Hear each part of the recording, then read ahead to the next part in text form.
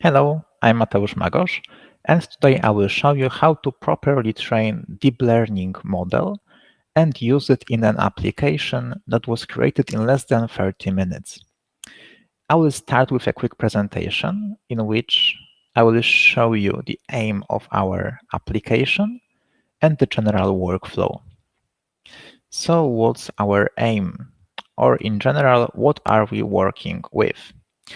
So these are the images of a mosaic, which color is blue in general, but the blue has different shades.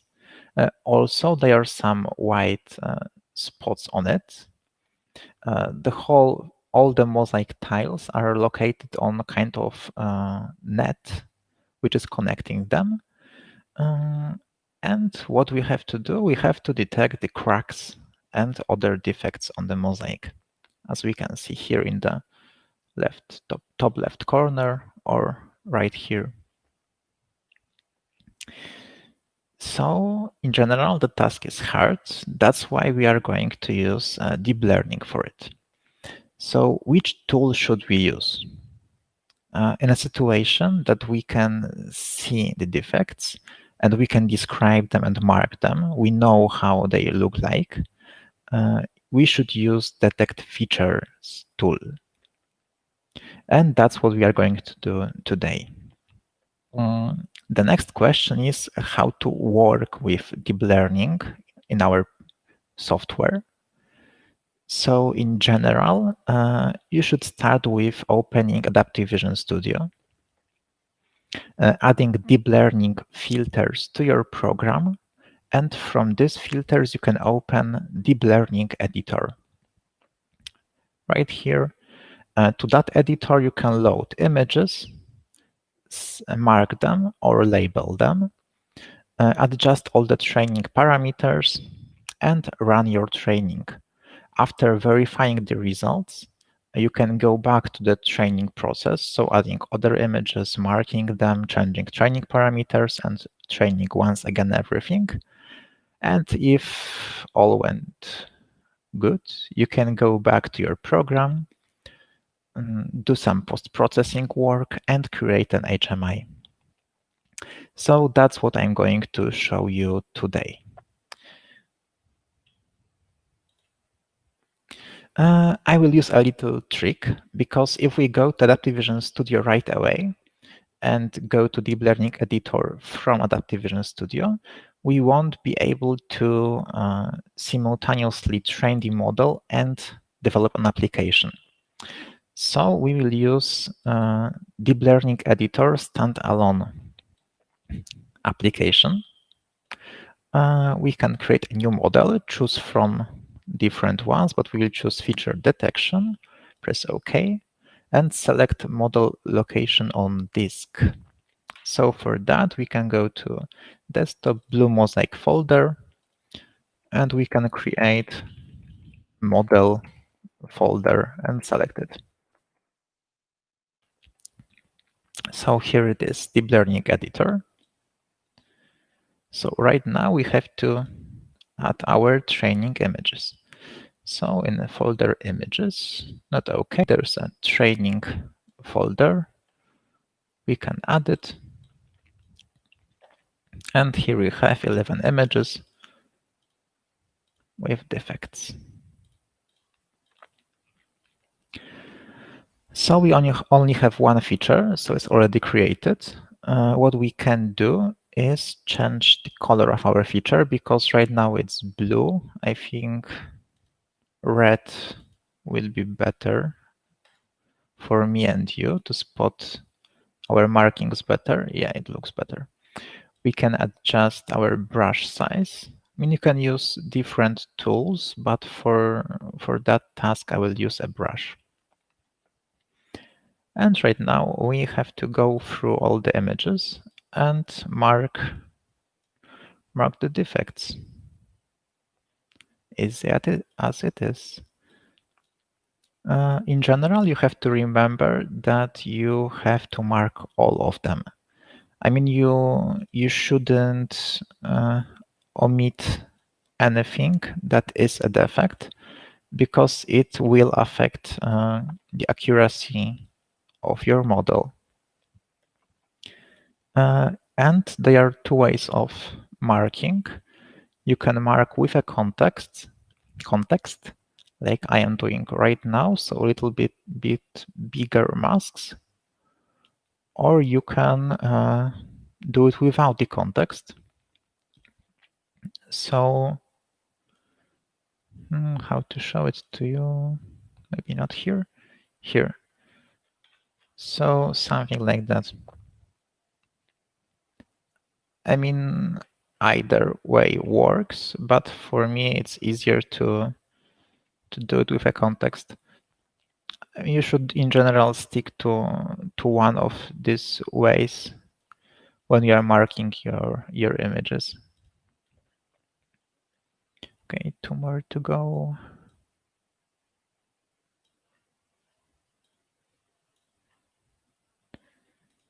And the last one.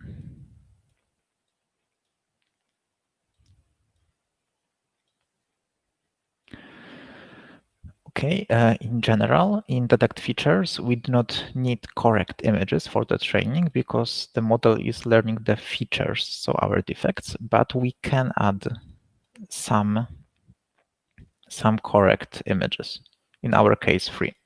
So our whole training set has 14 images.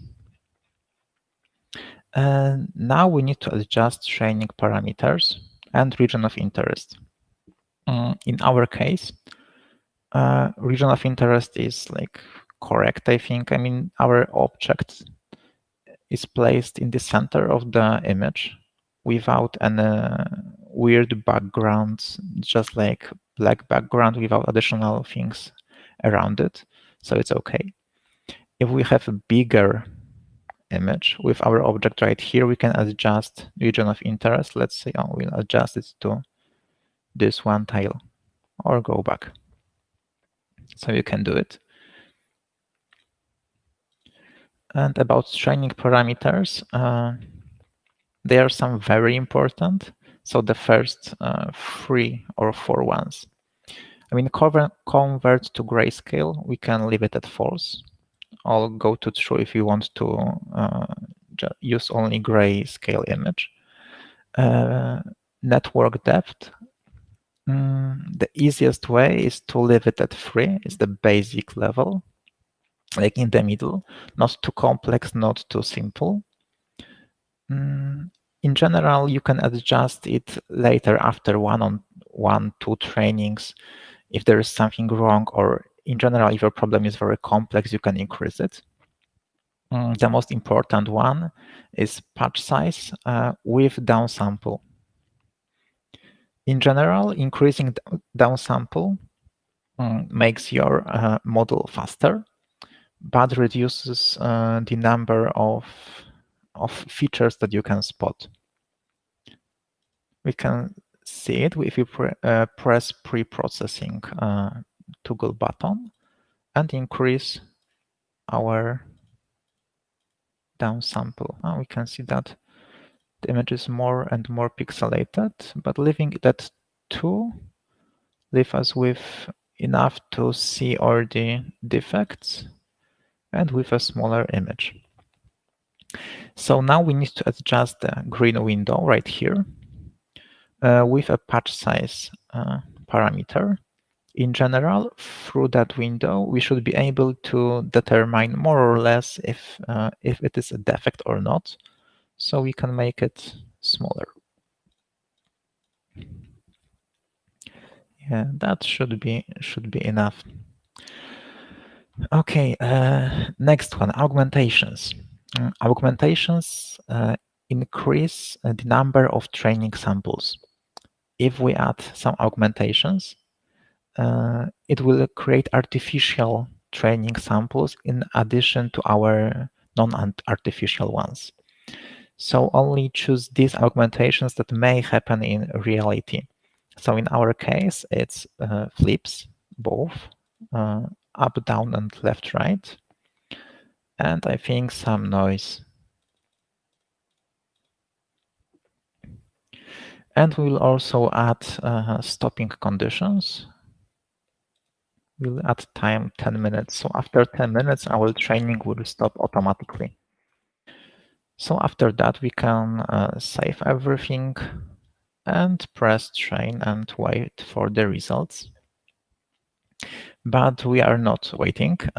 We will open Adaptive Vision Studio, which is running right now. Sorry about that. We can open Adaptive Vision Studio and load our images. I mean the test ones. They are in folder full test images in our case. We need to change in process subdirectories to true and in repeat to simulate the work of the camera. So here we can see our images. And they have some background around them. So our next task is to extract just the mosaic tile from our image. To do that, we can use Locate Object Edges filter. Just connect out image to an image and go to Image Model Editor. We can change our level to Expert. And right now we need to create a model. We will once again use a brush to select the outer edges. It will be our model. Okay, we'll also adjust pyramid level, let's say to 2, and change angle to -45 and 45. And next. And here we have our frame that will become the size of our future image. It should be okay. We can generate a model and check the results.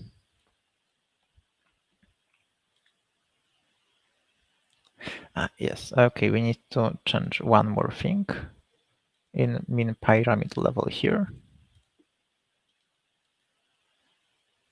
Okay. And we can see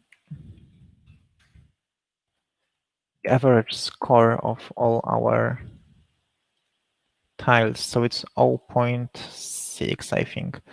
So if we adjust our minimum score to 0.5, I think we should detect all the tiles.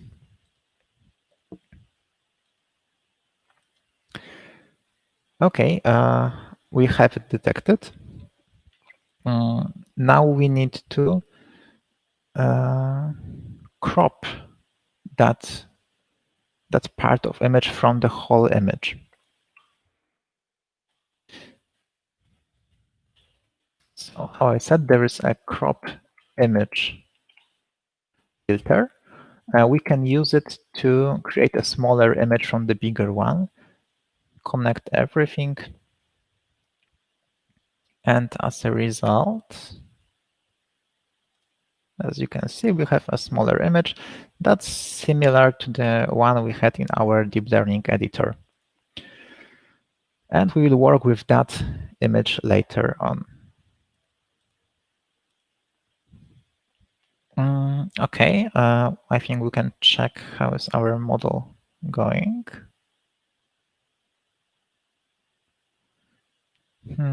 More or less, it may be okay.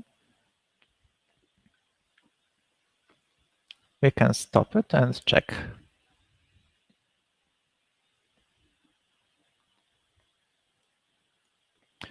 Okay.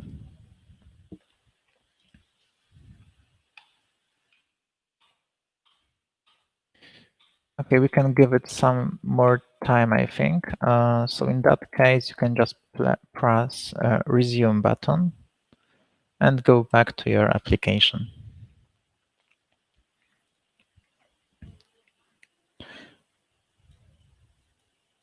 here is everything.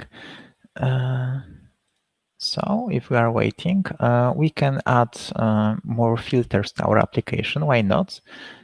We can hide show sections and add deploy filters, deploy detect features. In general, that filter loads our model in the initialize section. So before the first iteration. That way, we are able to perform the first iteration without a delay for model loading. We can also add detect features. Filter here connect everything.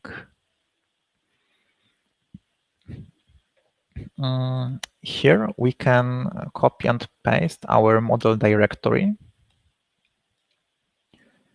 It was located in Blue Mosaic model. We can copy the path.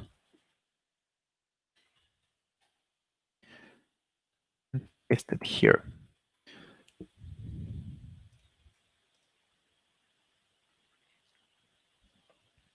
Okay, there were like 4 or 5 more iterations.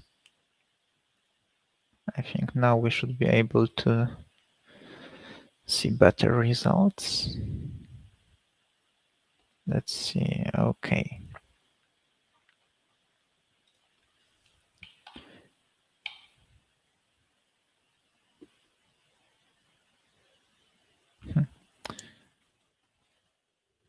There are some other spots on the images. We'll also check our test set.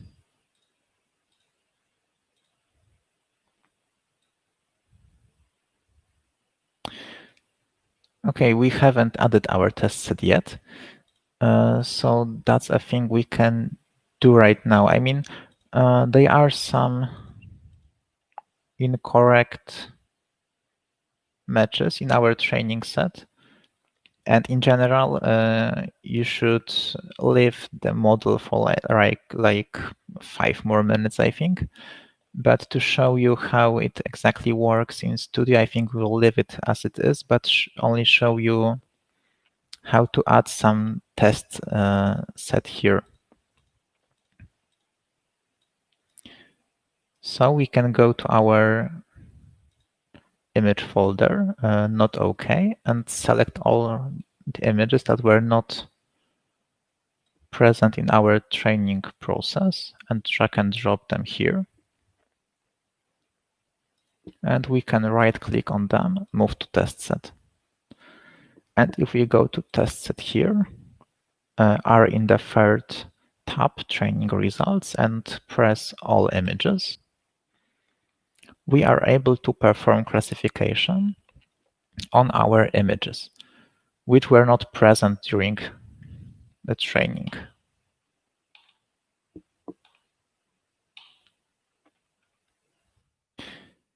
Here we can see that the model is performing quite good. I mean, we saw some kind of defects like this, but they are with less confidence. So I think we should be able to remove them with some post-processing. But the better way is to just continue training for like five more minutes. Okay, we can save everything, save and exit. Exit the application. And now if we want to run our program, we will see an error. So we need to turn off deep learning service because we are using deep learning service only for training purposes. Deep learning in Adaptive Vision Studio runs on Weaver. It's an inference engine. So using service during the work of our deep learning filters may cause some errors. So right now it should work without any weird errors and pop-ups. And if we drag and drop out feature on the preview, you can see that there are some defects marked. Okay, but right now we are working with a heat map. To analyze the heat map, we need to do some post-processing. So in most detect features applications, your first filter after the deep learning will be a threshold to region filter. So from the heat map, you will receive a region, which will be much easier to analyze. In threshold to region, we need to adjust minimum value input. We can do it with the help of deep learning filter. In property output, there is middle threshold. In general, it's something close to our red and yellow greenish area. You will see it. If we drag and drop it here and iterate once,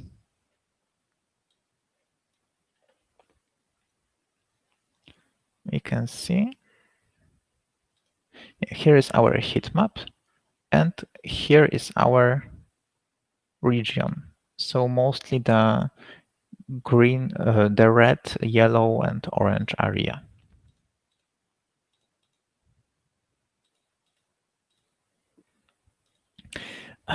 But to analyze it even better, you should add some blob analysis.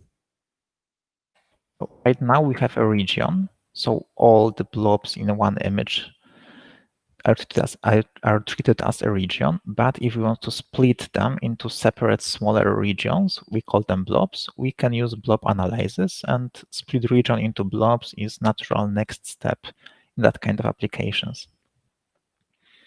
So right now we can use our new image and our blobs, and you can see some blobs here and there. We can also use diagnostic outputs, like diagnostic blob area. Here we can see that there are two blobs in the image and their area. If we want to disregard some blobs that are like 1 pixel or 2 pixels in size, we can change in min blob area parameter. We will set it to, let's say, 200 to remove all the insignificant blobs from our images. Okay. What's next? Of course, we maybe want to know the number of blobs in the image. So what we can do is once again use property outputs and count output. What also may be important is to judge if the result or the tile is correct or incorrect. For that, we can add a formula. So we'll add a formula. And name it result, node result. Okay, and let's say if count, so number of blobs is higher than, of course, 0, not 1, then the result is false, else it's true. So here we have our formula. Here I used labels. So if you have some output labeled, you can use them in formula directly without connecting them. It's a nice trick. So the left is the one part called HMI, because we do not have it right now. So we can create an HMI. And let's say add a split container here. That way we can have like left part for the showing results and the image, and the right part for parameter adjustment. For better organization, we can use Groupbox. Let's say name that Groupbox settings and dock it to fill. That way, it doesn't matter if you resize your main canvas. It will always fill the whole second part of your canvas. To protect with a password, there is a password panel. You can also set it to fill with docking options. And now if you run your program, you will see that there is a password required to access that part of your program. You can create that password in Tools, Edit HMI User Credentials file. Okay, for the second part, we will use some more group boxes. The first one will be named Preview, and we will dock it to the top. We will add our preview there with the help of indicators and view duty box.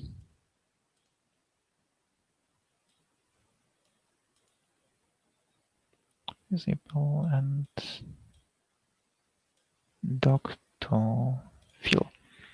And now if we connect our out image here to an image and out blobs to in data, we will be able to see the results of our inspection. They are zoom in, so we will do one more thing. We can change initial size mode from original size to fit to window. And if you run it now, you can see that it was fit correctly. We can make the canvas bigger, I think. Oh, here you can see the resize effect. And we can also make the group box 2 bigger. Yeah, it's nicer that way. Also, we can change the color of our data to red to see everything better. Okay, the last part is the part with the results of our inspection. We can add a group box and dock it to the bottom. And we can add there, let's say, pass-fail indicator.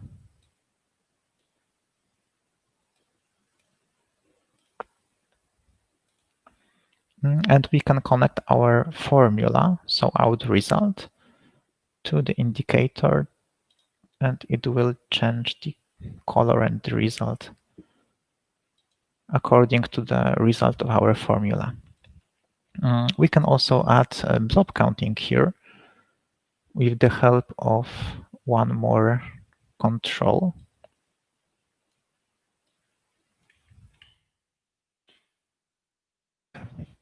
Here we will just resize the font a little bit.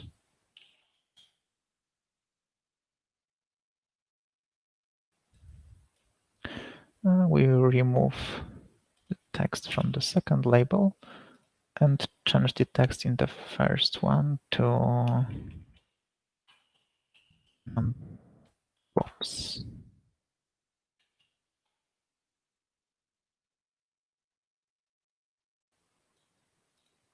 And right now, if we connect out count to in text, we will be able to see the number of blobs, if the object is correct or not, our object with defects, and of course we have our password protected part with settings.